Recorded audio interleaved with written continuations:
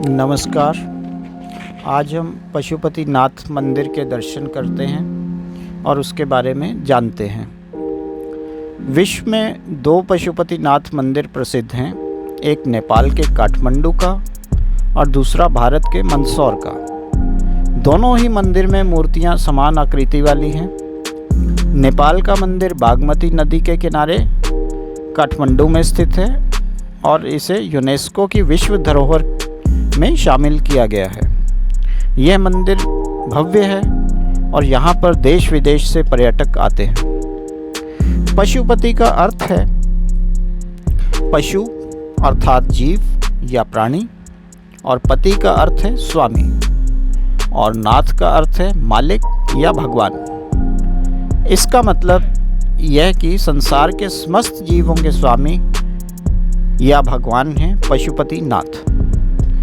दूसरे अर्थों में पशुपतिनाथ का अर्थ है जीवन का मालिक। मंदिर का इतिहास जो है, माना जाता है कि यह लिंग वेद लिखने से पहले ही स्थापित हो गया था। पशुपति काठमांडू घाटी के प्राचीन शासकों के अधिष्ठाता देवता रहे हैं। पाशुपत संप्रदाय के इस मंदिर के निर्माण का कोई प्रमाणिक इतिहास तो नहीं है, किंतु कुछ जगह पर यह उल्लेख मिलता है कि मंदिर का निर्माण सोमदेव राजवंश के पशुप्रेक्ष ने 3री सदी ईसा पूर्व में कराया था। 605 ईस्वी में अशुवर्मन ने भगवान के चरण छूकर अपने को अनुग्रहित माना था। बाद में इस मंदिर का पुनः निर्माण लगभग 11वीं सदी में किया गया था। दीमक की वजह से मंदिर को बहुत नुकसान हुआ, जिसका कारण लगभग 17वीं सदी में इसका पुनर्निर्माण किया गया। बाद में मध्य युग तक मंदिर की कई नकलों का निर्माण कर लिया गया। ऐसे मंदिरों में भक्तपुर 1480, ललितपुर 1566 और बनारस 19वीं शताब्दी के प्रारंभ में शामिल है। मूल मंदिर कई बार नष्ट हुआ है। इसे वर्तमान स्वरूप नरेश भूपलेंद्र मल्ला ने 1697 में प्रदान किया। अप्रैल 2015 में आए विनाशकारी भूकंप में पशुपतिनाथ मंदिर के विश्व विरासत स्थल की कुछ बाहरी इमारतें पूरी तरह नष्ट हो गईं, जबकि पशुपतिनाथ का मुख्य मंदिर और मंदिर की गर्भगृह को किसी भी प्रकार की हानि नहीं हुई। पशुपतिनाथ मंदिर में भगवान की सेवा करने के लिए 1747 से ही नेपाल के राजाओं ने भारतीय ब्राह्मणों को आमंत्रित किया था। बाद में माला राजवंश के एक राजा ने दक्षिण भारतीय ब्राह्मण को मंदिर का प्रधान पुरोहित नियुक्त कर दिया। दक्षिण भारतीय भट्ट ब्राह्मण ही इस मंदिर के प्रधान पुजारी नियुक्त होते रहे। वर्तमान में प्रचंड सरकार के काल में भारतीय ब्राह्मणों का एकाधिकार खत्म करके नेपाली लोगों को पूजा का प्रभाव सौंप दिया गया। ये मंदिर प्रत्येक दिन प्रातः 4 बजे से रात्रि 9 बजे तक खुला रहता है। केवल दोपहर के समय और सायं 5 बजे मंदिर के पट बंद कर दिए जाते हैं। मंदिर में जाने का सबसे उत्तम समय सुबह सुबह जल्दी और देर शाम का होता है। पूरे मंदिर परिसर का भ्रमण करने के लिए आपको 90 से 120 मिनट का समय लग सकता है। नेपाल में पशुपतिनाथ का मंदिर काठमांडू के पास देवपाटन गांव में बागमती नदी के किनारे स्थित है। मंदिर में भगवान शिव की एक 5 मुंह वाली मूर्ति है। पशुपतिनाथ विग्रह में चारों दिशाओं में एक मुख और एक मुख ऊपर की ओर है। प्रत्येक मुख के दाएं हाथ में रुद्राक्ष की माला और बाएं हाथ में कमंडल मौजूद है। मान्यता अनुसार पशुपतिनाथ मंदिर का ज्योतिर्लिंग पारस पत्थर के समान है।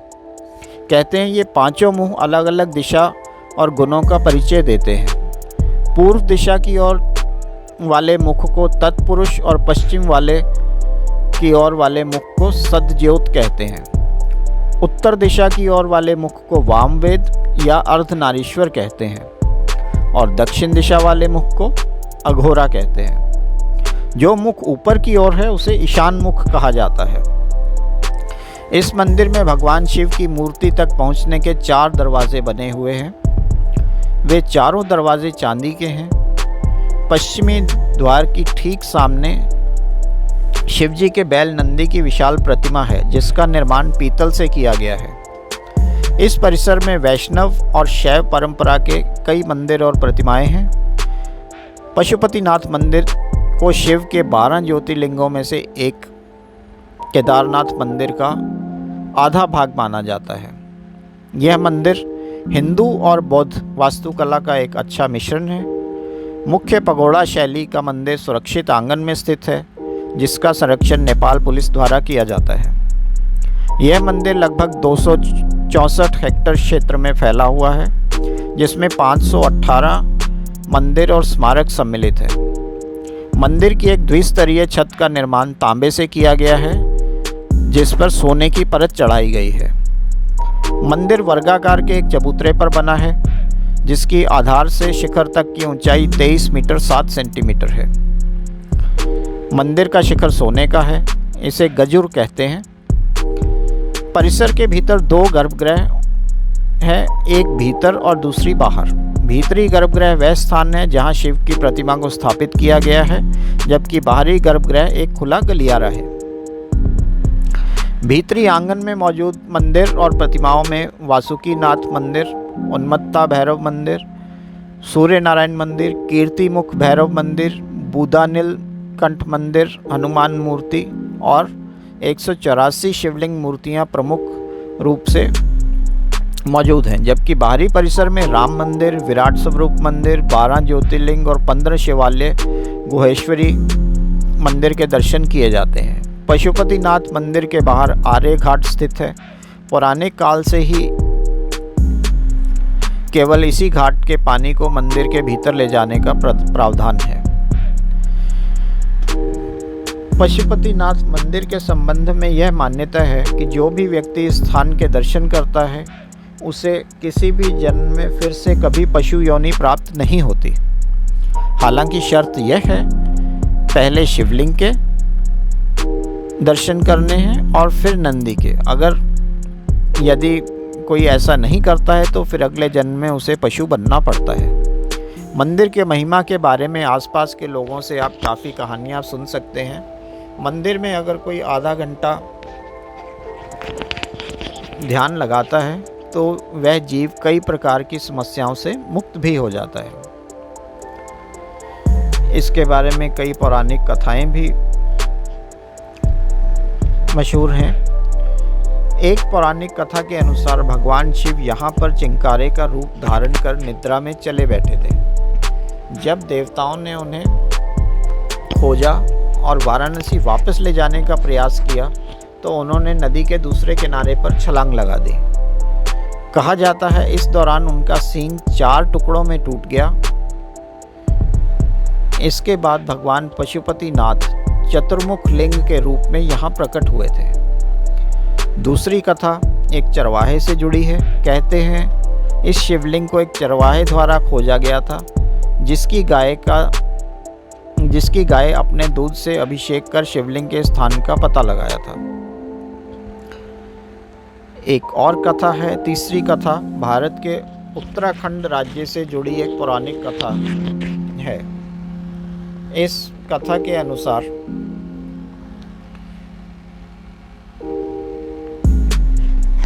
मंदिर का संबंध केदारनाथ मंदिर से माना जाता है। कहा जाता है जब पांडवों को स्वर्ग प्रयाण के समय शिवजी ने भैंसे के रूप में दर्शन दिए थे, जो बाद में धरती में समा गए, लेकिन पूर्णतः समाने से पूर्व भीम ने उनकी पूंछ पकड़ ली थी। जिस स्थान पर भीम ने इस कार्य को किया था उसे वर्तमान में केदारनाथ धाम के नाम से जाना जाता है, और जिस स्थान पर उनका मुख धरती से बाहर आया उसे पशुपतिनाथ कहा जाता है। पुराणों में पंच केदार की कथा नाम से इस कथा का विस्तार से उल्लेख मिलता है। पशुपतिनाथ मंदिर में बहुत से लोग मुक्ति पाने के लिए भी आते हैं, अपना मृत्यु से पहले बहुत लोग यहाँ पे आ जाते हैं मुक्ति पाने के लिए। यहाँ पे कहा जाता है कि यहाँ के जो ज्योतिषी होते हैं या एस्ट्रोलॉजर यहाँ पे होते हैं, वो लोगों की डेथ का जो टाइम है, मृत्यु का टाइम है, वो कुछ पहले बता देते हैं उनको। तो बहुत से लोग यहाँ पे अपना अंतिम समय गुजारने के लिए भी आते हैं।